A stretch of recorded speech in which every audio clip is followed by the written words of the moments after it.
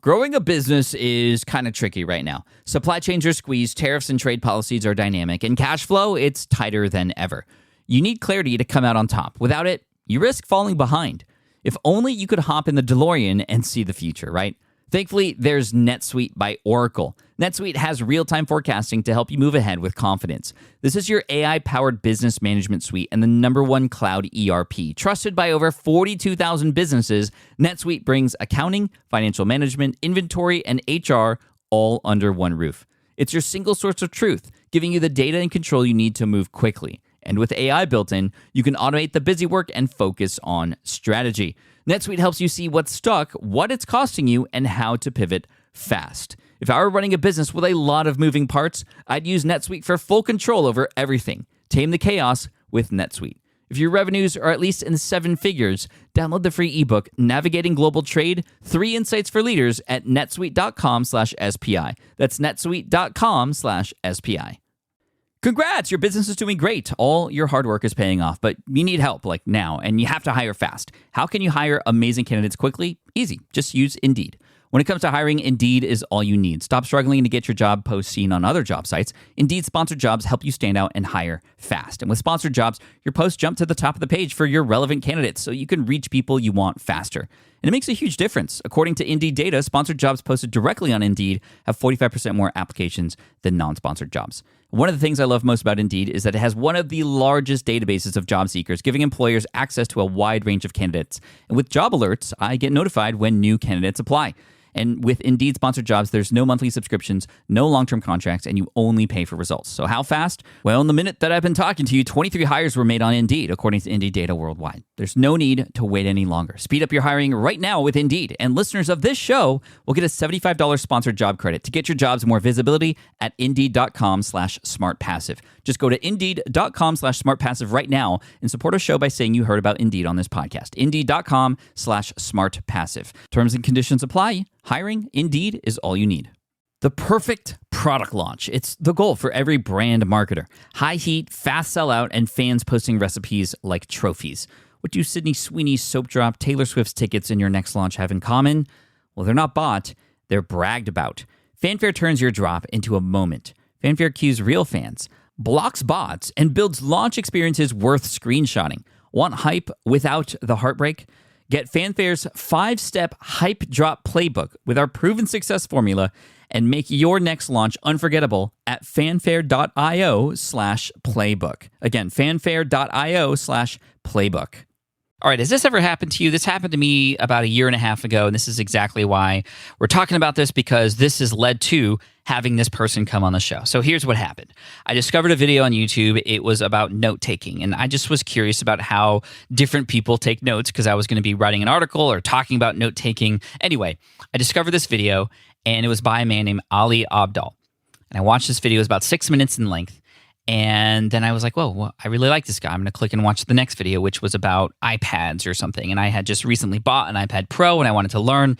And the way he taught, his easy to listen to accent, I just started binge watching everything to a point where I even forgot to write that article because I had just gotten so absorbed with everything that Ali was doing.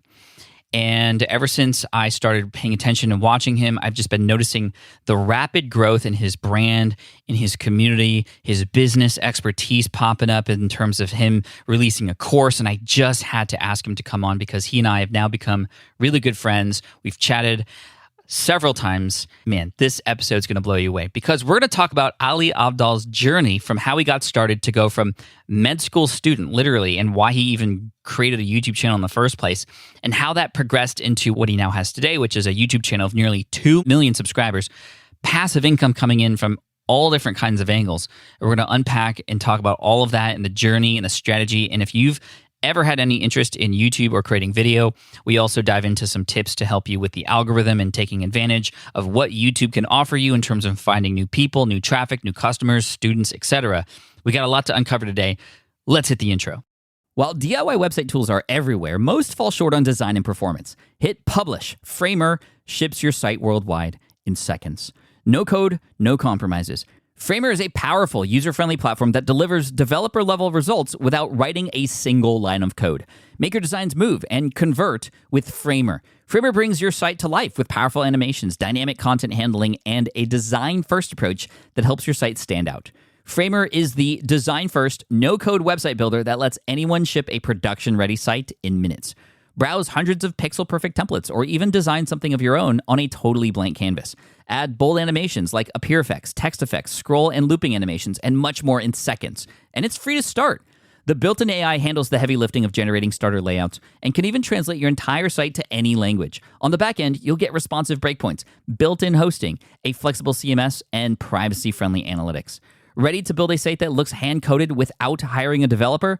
Launch your site for free at framer.com and use code SPI to get your first month of pro on the house. That's framer.com, promo code SPI. Framer.com, promo code SPI. Rules and restrictions may apply. Running a business means legal questions are inevitable. Is this contract or agreement solid? What can I do if a client won't pay me? Am I set up properly for taxes? Well, rather than trying to navigate all of this on your own or searching endlessly online, imagine having a law firm on your side without the high hourly rates.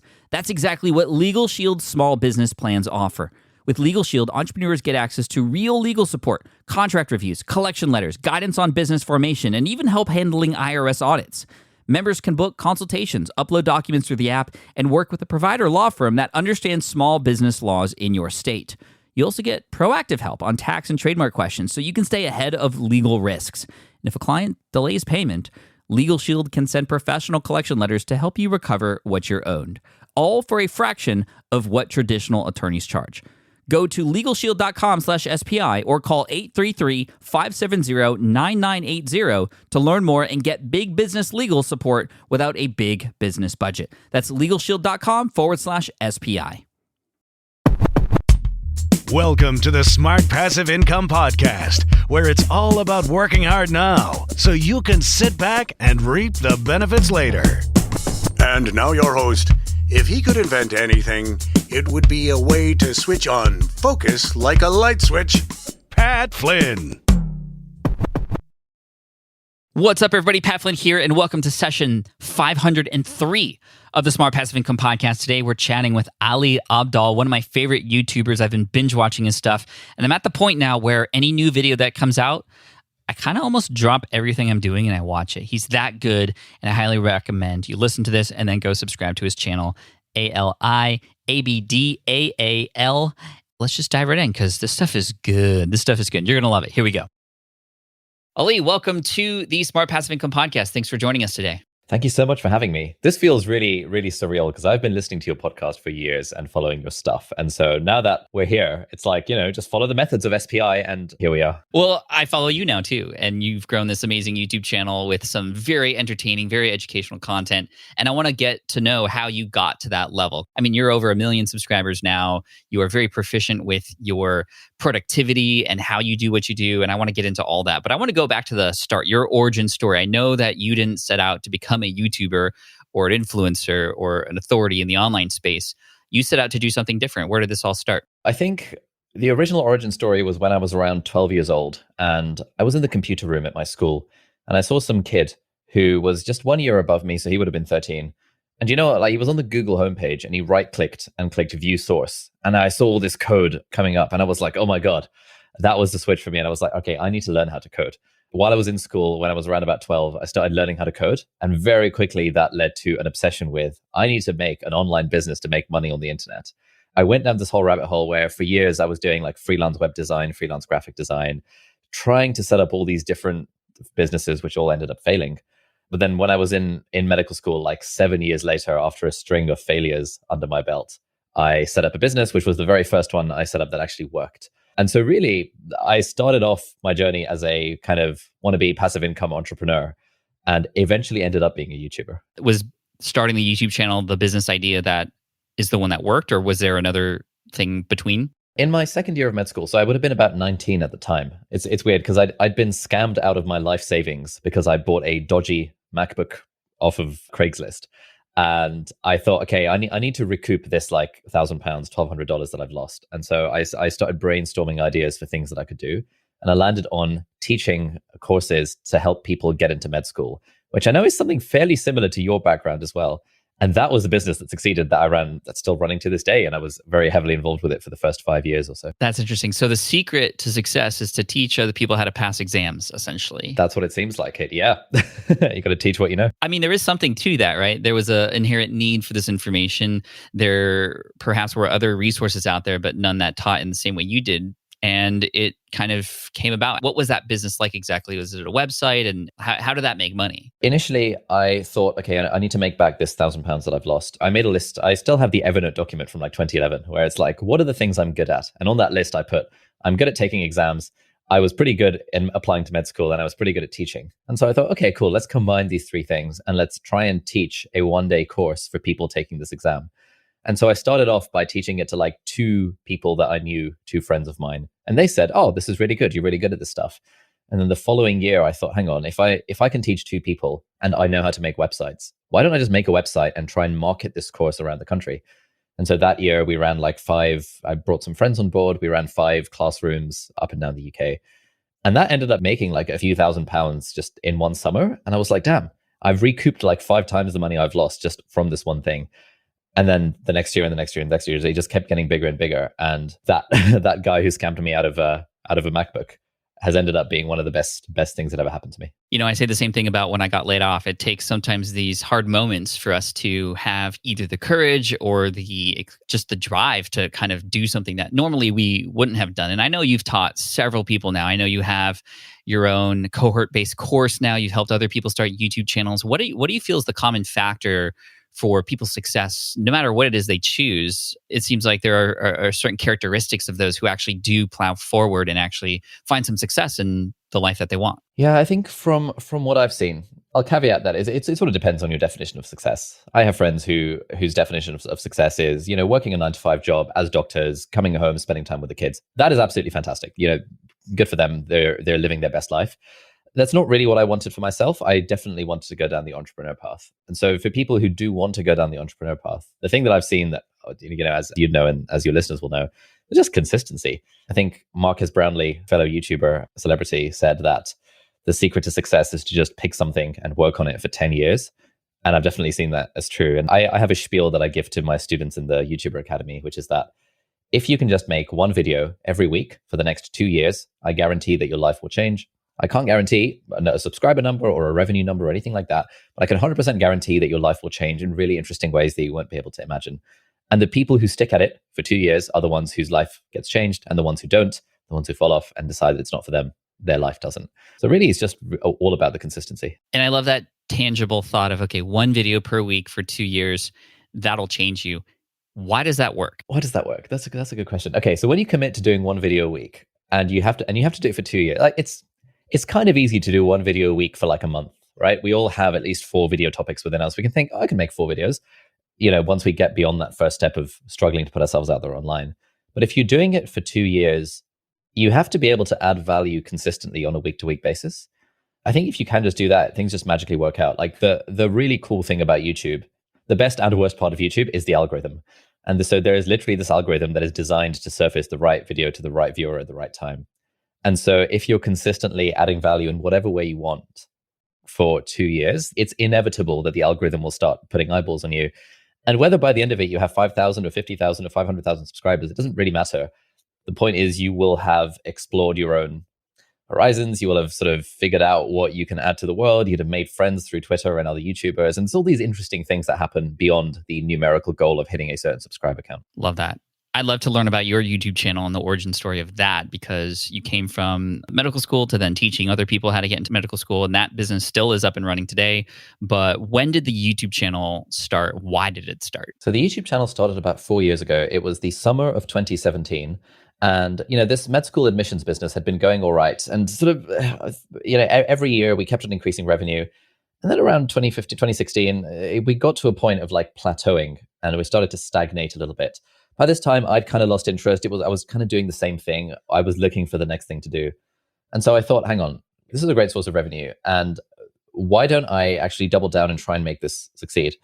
And I landed on content marketing as being the answer. This is something that I know that you teach a lot. So I followed your playbook to a large degree for this, which is that if you create free, decent educational content and put it out for free on the internet, then people will see that free stuff and think, oh, this person knows what they're talking about. Let me sign up to their paid course. And this is just the playbook that all course creators now go by. And so the YouTube channel was initially a content marketing vehicle for my medical school admissions business.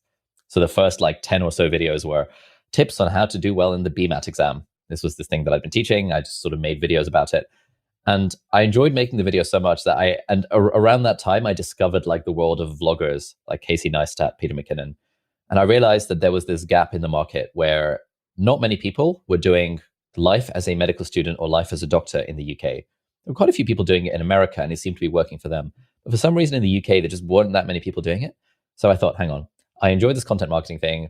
I can make content about how to get into med school. And at the same time, I can vlog my journey through med school, which in a way actually hits my target audience of people who want to get in, because the people who want to apply to med school will be watching that sort of content. And so there was this perfect storm of variables that meant it made so much sense for me to create content around medical school.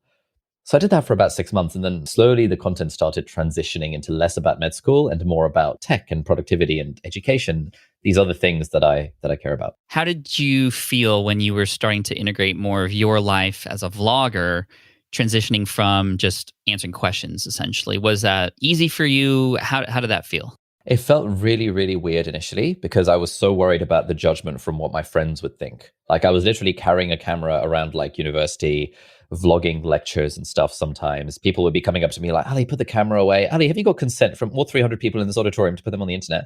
And I'd be like, oh, go away.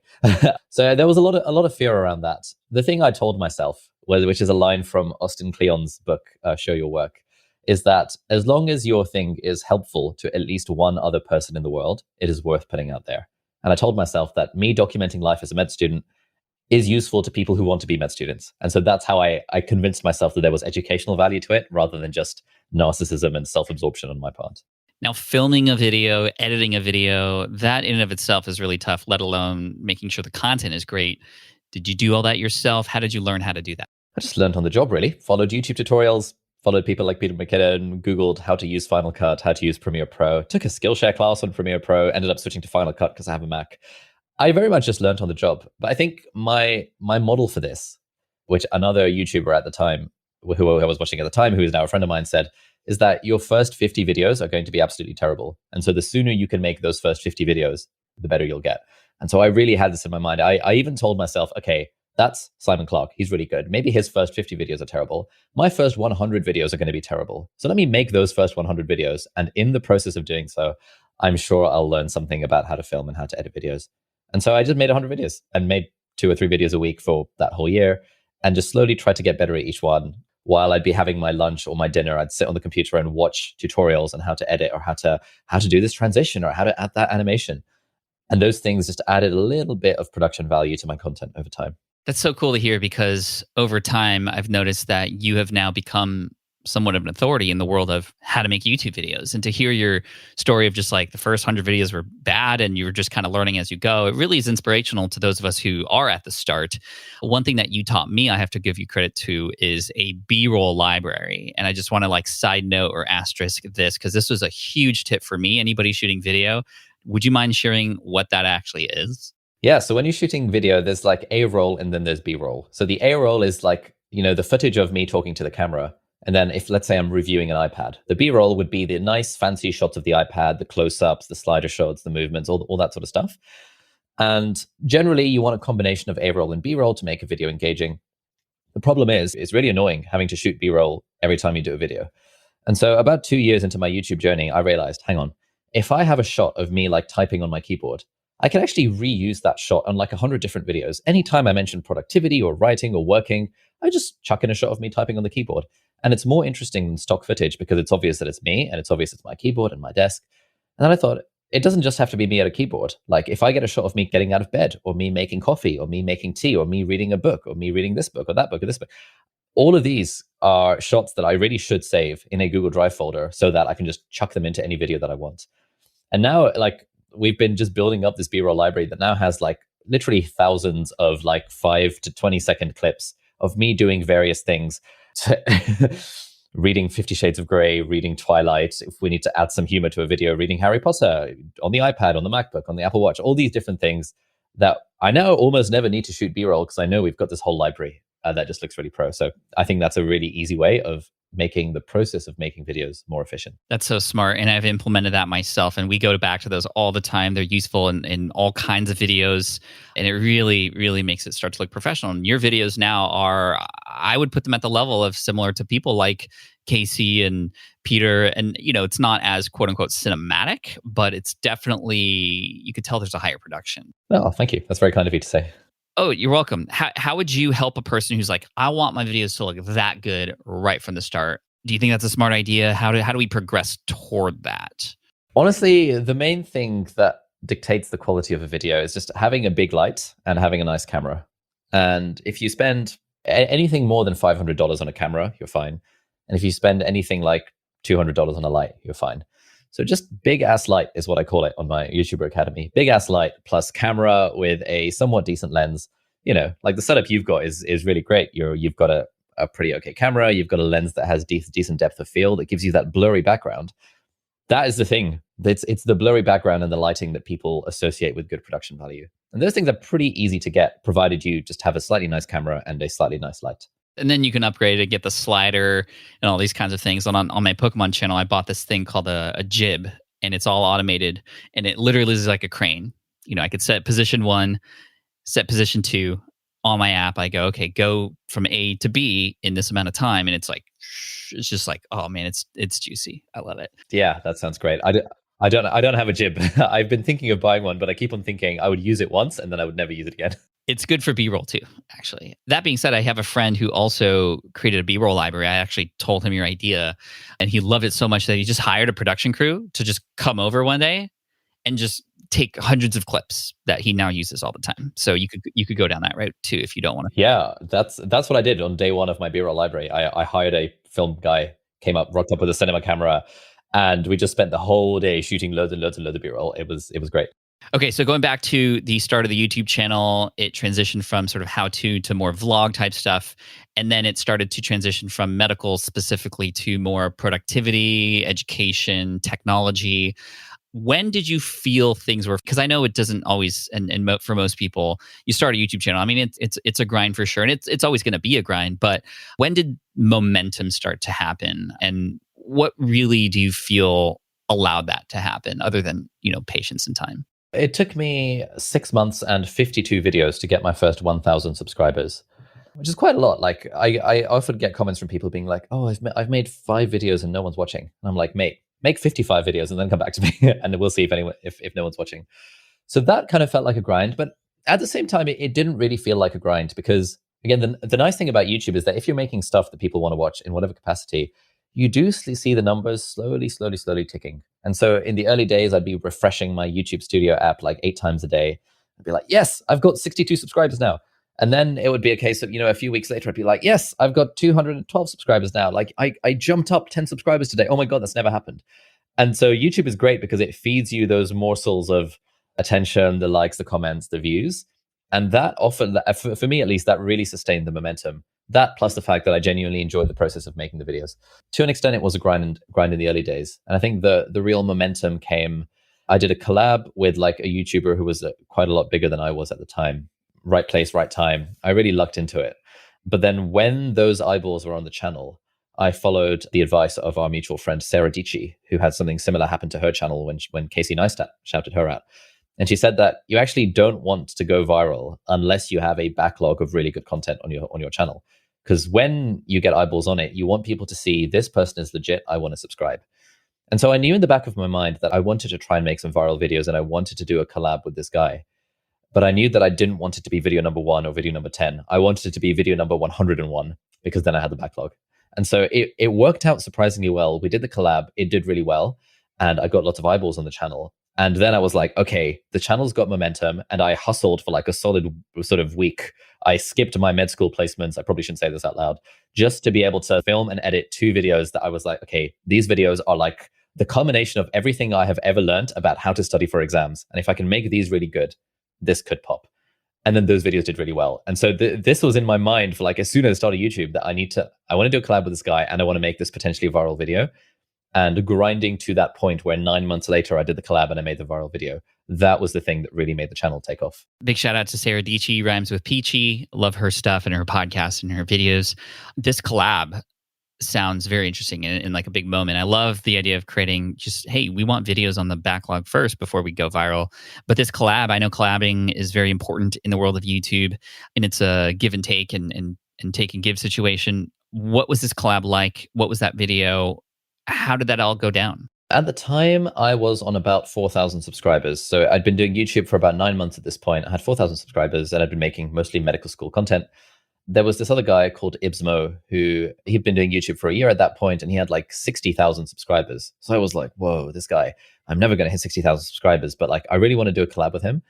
And I actually met him at a university event. It was the Pakistan Society annual ball, like a few months before we did the collab. And I was thinking to myself, I really want to be friends with this guy, but I don't want to mention the YouTube thing. I want to build a relationship and not have it feel transactional. And so I spoke to him and I was like, Ibs, I really love your stuff. It's so good. And he actually said, I've been watching your YouTube channel for a while. It's really good. So he brought up the YouTube thing. And then he is the one who suggested we should do a collab. And I was like, oh my God, like all my dreams are coming true because I didn't even have to suggest this. And this is the thing that I was angling for. And then a few months later, he actually DM'd me on Instagram being like, hey, do you want to do that collab? And I was like, oh my God, hell yes.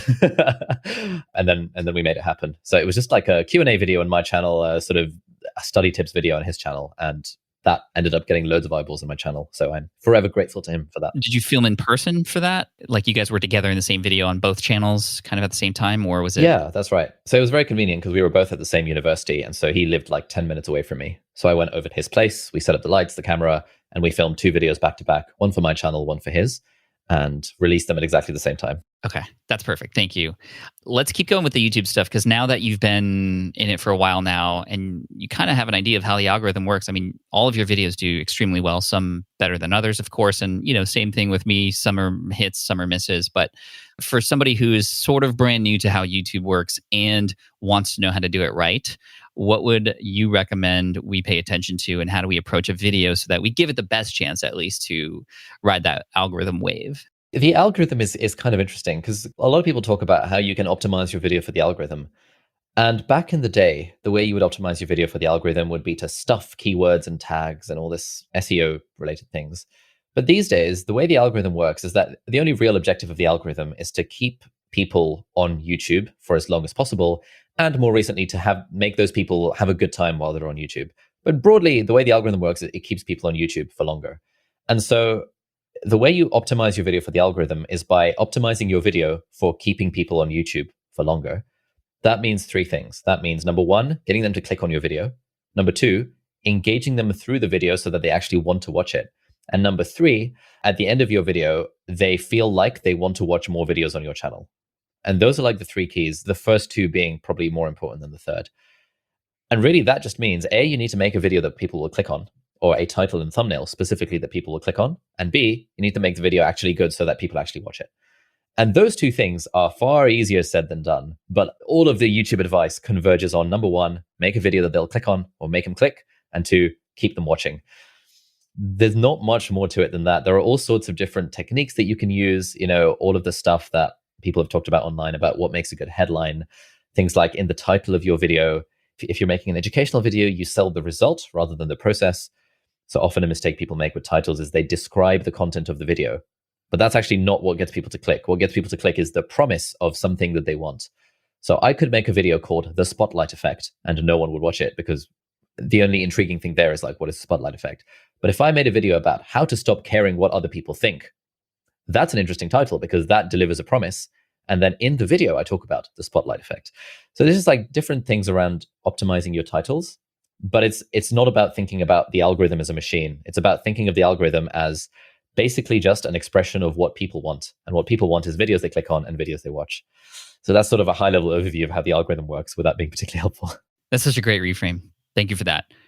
When it comes to creating video ideas, are you in the camp of, I have this idea, you film it, you do it, and then you create the title thumbnail, which is what I used to do forever? Or are you actually on the other extreme? It's like, what is a good title and thumbnail that people would click on? Let's go film that video. Where do you lie in that sort of spectrum? I was very much at the former end of that spectrum at the start, but over time, I have gone way towards the other end of the spectrum, where at the start, it was like, hey, I want to do this video. And then the video's uploading, and I'm like, all right, what's the title and thumbnail going to be? Nowadays, someone comes to me and says, or anyone says to me, hey, you should make a video about X. And the immediate reflex is like, okay, but what's the title going to be? Because it all rests on the title. And now we do not make a video unless we have a good title for it. And if we can't think of a title, it's not going to be a good video. And therefore, we don't even bother doing it. I know basically all of the big YouTubers go on that end of the spectrum where title first, content second. I'm trying to train myself to think that way too.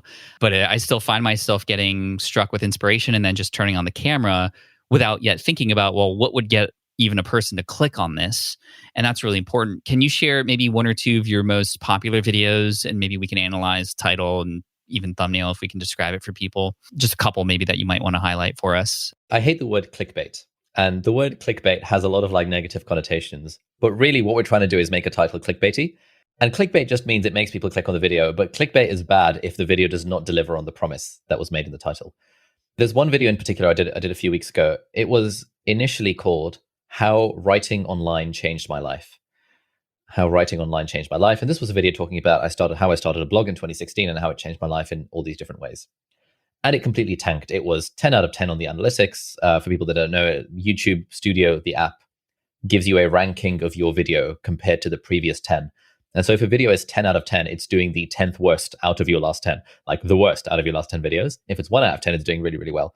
And so that video was a 10 out of 10. I completely bombed. And I changed the title to How Writing Online Made Me a Millionaire. And all of a sudden, that video jumped up to 1 out of 10. Wow. Just the title change. Just the title changed. That was the only thing that changed. Just thumbnail was the same. Just How Writing Online Changed My Life, going to How Writing Online Made Me a Millionaire. I felt a bit dirty about this because I don't like putting the word millionaire in titles, but I knew, okay, it's a bit more clickbaity. Maybe that's going to work. Yeah, I mean, clickbait is okay, in my opinion, if you are servicing and helping your viewer. I mean, if they don't click, you're not helping them. Where it's a problem for me is clickbait and switch. That last part where you switch it up, like you said, you don't deliver on the promise. So clickbait and switch is no good. Clickbait is actually fine. You need to get people to watch, especially if you're trying to be helpful. But it is a very negative connotation for sure. So there's a line, of course, and same thing with the thumbnail. You could put some person maybe not wearing as much clothes as they should, just to kind of get people to stop scrolling and click. But then there's a lot to it, and it takes practice. But okay, in that video, I'm curious, how do you, because this is really important, how do you hook people? How do you get people to get engaged to then sit around and watch the rest of it? Oh, interesting. So there's a few different theories around this. What Mr. Beast famously says is that your hook should literally just repeat the title of the video. And that's what he often does. And he says that in this video, I'm going to give my credit card to kids and they're going to spend as much money as they can in 1 minute. Exactly. And his title would be, I gave my credit cards to kids and they spent as much money as they could in 1 minute. So his theory is that if you wouldn't repeat your title as the hook, then it's not a good title and you need to go back to the drawing board. That's one way of doing it. We do this about half of the time. The other half of the time, we follow the hero's journey story structure. People who write stories, there was this guy called Joseph Campbell who back in the day did analyses of like all of the different stories that we love throughout time. And he came up with this hero's journey thing, which is the model that all good stories follow. And the way we simplify it for YouTube is basically saying, who is the character? What do they want? Why can't they get what they want? What are the stakes? Who helps them get what they want? And then how are they transformed as a result? There's like lots of different steps to it, but the simplified version is, in the start of the video, I will say, okay, I used to be like this, and then I discovered this thing, and now my life has changed. So just 3 steps. This is what I used to be like. And then I discovered this, and this is how my life has changed. And I'm going to tell you all about that in this video. So for example, if, we did a video the other day I'm filming a video tomorrow called something like how I became a more confident public speaker or something like that. Maybe we'll try and come up with a more clickbaity title. But the hook for that video is going to be, right, guys, so when I was young, I used to be really, really terrible and really shy at public speaking. I had a stutter. I still do have a stutter, and I never wanted to give a public speech in class. But over time, I've picked up a few different tips and tricks that I'm going to share with you in this video. And now at this point, I think I'm a pretty good public speaker. So let's talk about tip number 1. So it's really showing what the problem was and what the transformation was. And often the way that I do it is I don't say, all right, guys, in this video, you're going to learn about how to be a public speaker. I tell a story about myself. And I found that works best. Because when we tell stories about ourselves, the audience doesn't actually care about us. They're putting themselves in those shoes. And I just find like, here's how you can be a better public speaker. It just sounds a bit too crass. Whereas, guys, here's how I became a better public speaker. It's more of a guide rather than a guru. And that's sort of the vibe I try and go for. I think both of those work. And the Mr. Beast strategy, just to kind of get right into it, especially for a YouTube audience, which has a very low retention rate typically. And then so telling this right up front what you're going to get. And of course, his videos, I know for a fact that he doesn't publish every single video that he also films either. I mean, he's a good model to follow in terms of just like, okay, he's got so much data at hand that he knows what to do with it, and we can kind of follow suit. A lot of videos that I've created have told some kind of story, and it doesn't have to be some heartbreaking story or massive life transformational story. It could be a really small story with something, like you said, at stake. There was a video I did on my Pokemon channel where in the world of Pokemon, you can get your cards authenticated or graded, which means they put them in this plastic case and then they're sort of sealed in there. However, they shake around a little bit. And so in this video, I said, hey, if I shake this too much, can I actually damage the card that is meant to actually protect it?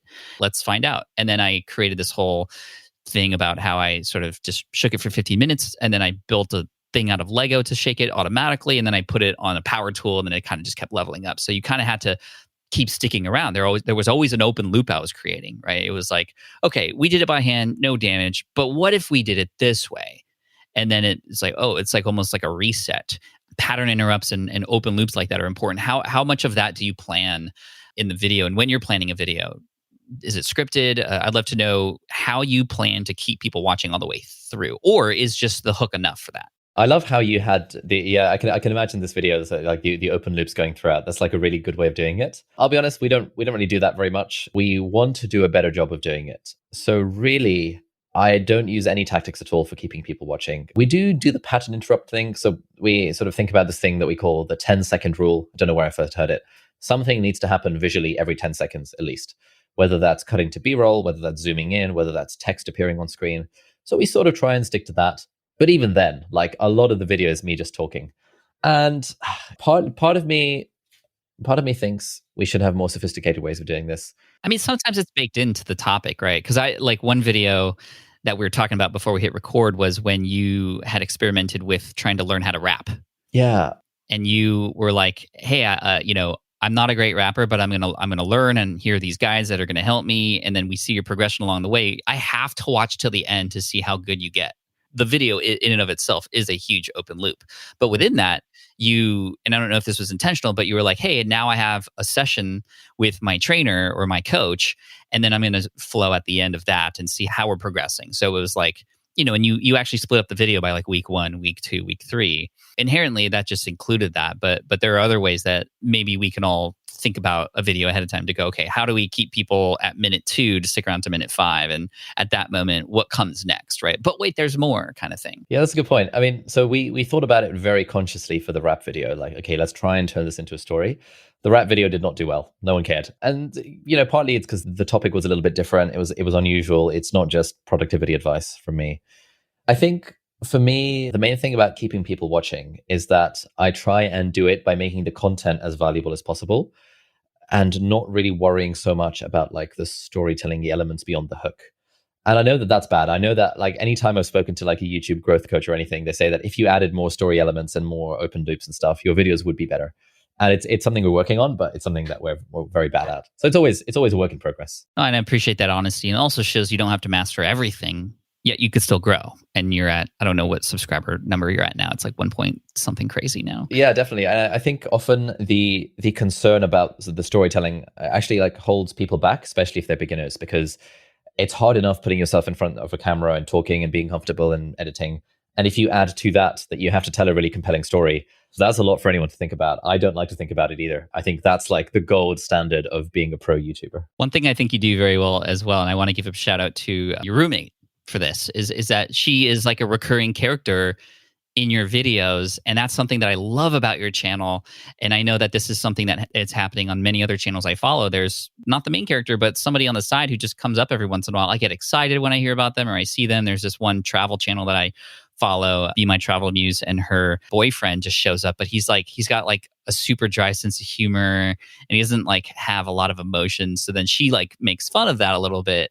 It just brings joy to see that back and forth when he pops up. Tell me about your roommate and how she's gotten involved in your channel. Yeah, it's pretty weird. I've had like female roommates for the last 3 years, and everyone, like, the comments always love it. That, you know, anytime I post an Instagram story, I get 500 replies being like, "Oh my god, are you guys together? When are you getting married?" All that sort of stuff.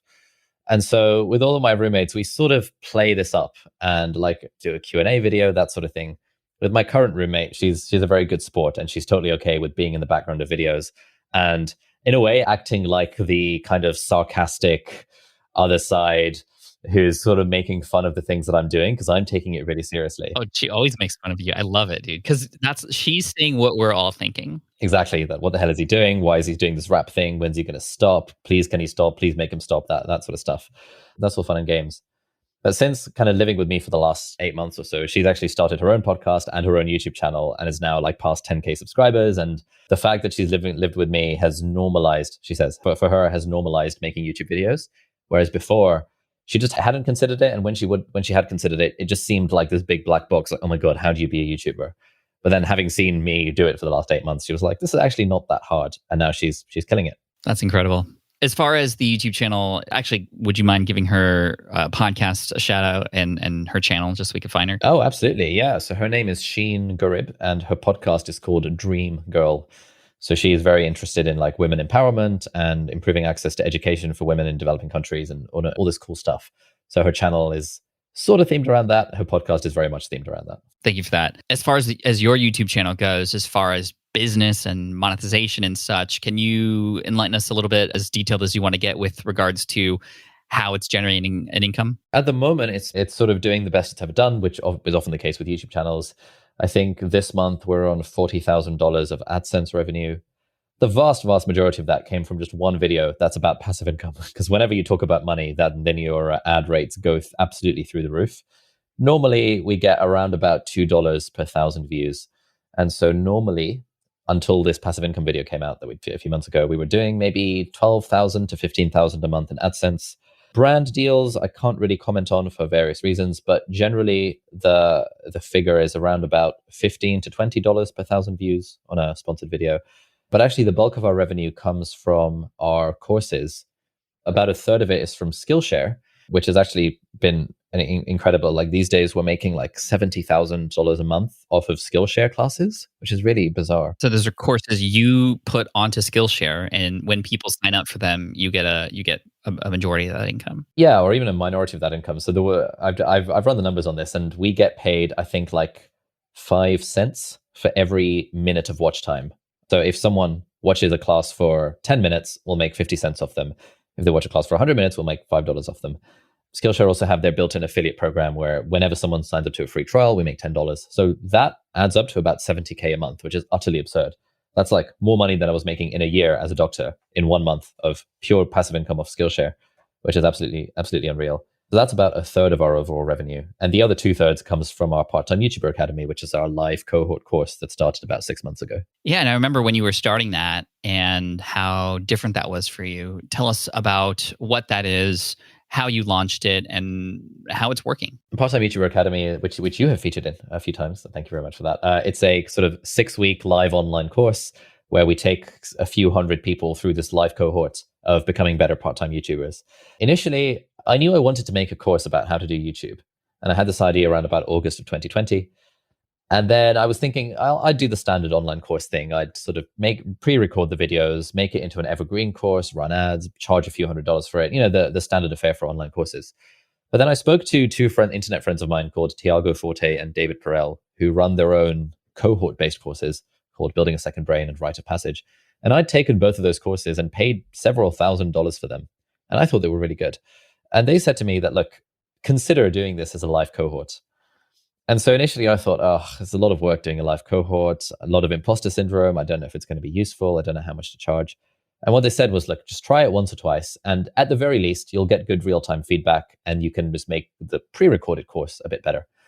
And so initially we were like, all right, cool, let's run a live cohort, and intended to do a validation series where we'd get 5 or 10 people in and we'd take them through the course and get feedback. And in the end, like 400 people signed up to this thing that was supposed to be 5 to 10 people. All of a sudden, this thing took a life of its own. And so we thought, all right, this was meant to be the validation cohort, but we have to actually do this properly. And so we put in stupid amounts of time and effort into making this a really good experience. And the first cohort was in November 2020, and it did really well. Second cohort was a few months ago. And third cohort, we've just kicked off this week. So we're recording this in June. So yeah, as of Monday was the first session. We've got the second session tomorrow. And we've got you doing a guest workshop in a couple of weeks' time. Yeah, I'm excited. And, we are now doing our own cohort-based courses now. There's just something special about taking people through the content live. And can you explain the difference or the benefit of having a cohort-based launch and course versus a pre-recorded one for those who are listening? I think the real benefit of cohort courses is that they give you accountability and they give you community. And people might say, why would you pay $3,000 for a course when all the information is on YouTube for free? Or, if it's not, it's in some dude's $200 course. And yes, it is. But information is not the problem. For a lot of people, information is not the bottleneck. The bottleneck is actually doing the thing. I hold my hands up and say that we teach absolutely nothing on the course that people can't find out through YouTube or through your podcast or through like video creators or Think Media or these other people that make YouTube videos about YouTube. But the point is not the information. The point is that when you're in a cohort with a group of people and you've got the accountability, you've got the community, you've got like small group sessions, it feels like you're in this together with other people. And that is the thing that moves the needle in terms of making people start or grow their YouTube channels or whatever the thing is they want to do. And it's similar to how, I've had a membership to a gym for 10 years, but it's only in the last few months that I've started actually making gains because I've got a personal trainer. And the personal trainer, he does nothing that I couldn't already do. And my mum, who's, Asian mum, she's always like, why are you wasting money on a personal trainer? Can't you just get the information for free? And I'm like, well, yes, I can. But the information was not what was holding me back. And I think often I found like anytime I mention the YouTuber Academy on YouTube, people get very like butthurt about it. They're like, oh my God, how can you possibly justify charging several $1,000s? I have to remind myself that generally the people that comment on YouTube videos are kids who don't have money and who can't appreciate why anyone in the world would pay $2,000 for a course when the information is there for free. But the people we're actually targeting are adults, professionals who've got well-paying jobs, who've got their own businesses. And I really had to detach myself from thinking that the people who comment on my videos are representative of my total audience. When I put it out on Twitter, I was really surprised at how many people signed up. And now whenever I speak to people who are thinking, oh, I want to make a course, but I don't want to charge too much because what will the comments say? I remind them that, look, the sorts of people who have time to comment on YouTube videos are probably not your target audience. So don't worry about the comments. And it's easier said than done. And every time I get a comment saying, oh my God, Ali Abdaal, you're selling snake oil because you charge $5,000 for a course, I think, okay, I have to detach myself from that. That's such a huge realization. When you see these comments on YouTube, especially, you start telling yourself these stories and you start believing them sometimes. And I think that's such an important distinction. Thank you for that. I think that's going to be game changing for a lot of people. The final question I have here, this has just been amazing, Ali. I think that you and I could literally chat for hours, and we should go out sometime and have a dinner or coffee or something whenever that can happen. But selling the cohort-based course, from my experience, is a little challenging because it happens at a specific time of the week. And it's like, the nice thing about a DIY course is you can fit it in when you can fit it in. How do you help people rationalize paying not just that much money, but spending that much time, perhaps even moving other things aside for what it is that you're offering? I think the fact that it is cohort-based and therefore the live sessions are at a certain time. I mean, well, obviously we record all the live sessions and then we edit it nicely and put it online for people to watch. But beyond that, I think the constraint actually makes people take it more seriously. Like if I were to sign up for a course where you were to teach me affiliate marketing or something, and it was a cohort-based course, I would clear my calendar to make sure I can make it at like 1 a.m. UK time or like 5 p.m. US time. And I would reorient my life around the fact that I'm taking this course. And I think that is an interesting model for online education. Like if I was taking a course at the medical school about anything, I wouldn't be thinking, hey, I need to fit this into my own schedule. I'd be thinking, I'm going to rock up when they tell me to rock up. That mentality is the shift that makes people take it seriously. Whereas if it's an online course, it's like, I've bought 500 medical textbooks. I've never read any of them. But if there's like a live lecture happening, I'm not going to miss it. So I think that's the vibe and that's the mindset of approaching cohort-based courses. I feel like we don't have to sell why you should do it because the people who want to do it recognize the value of it and therefore they show up. I agree with that. we didn't have an opportunity in college, for example, to choose when certain classes were going to be. They were at certain times and you showed up because it mattered and you were paying for it, or somebody was paying for it at least, or you will pay for it is maybe the better thing.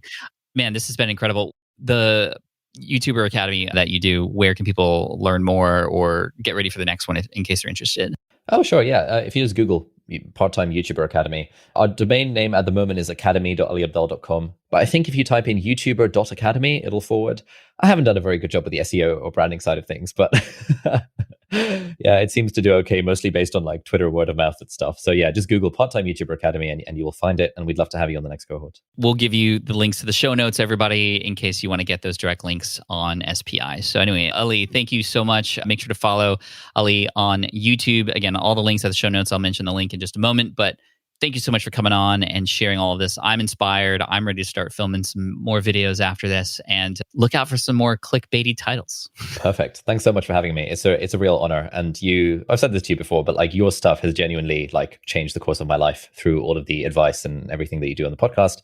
Your book, Superfans, absolutely incredible as well. So 100% recommend all of these things for people who are listening. Thank you, man. I appreciate it. All right. I hope you enjoyed that interview with Ali. And man, Ali is just such a kind-hearted person. He actually and truly, you can feel it, genuinely cares about you, the listener, his students, his subscribers. And I feel it when I watch his videos too. Just so easy to listen to. I love his story. And I'm so stoked to be able to call him a friend. And I hope that you enjoy the episode. I hope that you'll subscribe to his YouTube channel as well. There's a lot more that I'm sure he and I are going to be doing together in the future. So look out for that. And all the links and the resources mentioned here in this episode will be available at smartpassiveincome.com/session503. Once again, smartpassiveincome.com/session503. Check it out. Thank you so much. I appreciate you for listening in, and I look forward to serving you in the next and upcoming episodes, including a follow-up Friday coming. If you haven't subscribed yet, make sure you do, because every Wednesday we have these amazing interviews. Every Friday, it's just a quick 15, 20-minute chat, you and me, to talk further and deeper about the topics covered during the interview. We got that coming up for you soon. So hit subscribe. I'll see you in the next one. Cheers, peace out, and as always, Team Flynn for the win. Thanks for listening to the Smart Passive Income Podcast at smartpassiveincome.com. I'm your host, Pat Flynn. Our senior producer is Sarah Jane Hess. Our series producer is David Grabowski. And our executive producer is Matt Gartland. Sound editing by Duncan Brown. The Smart Passive Income Podcast is a production of SPI Media. We'll catch you in the next session.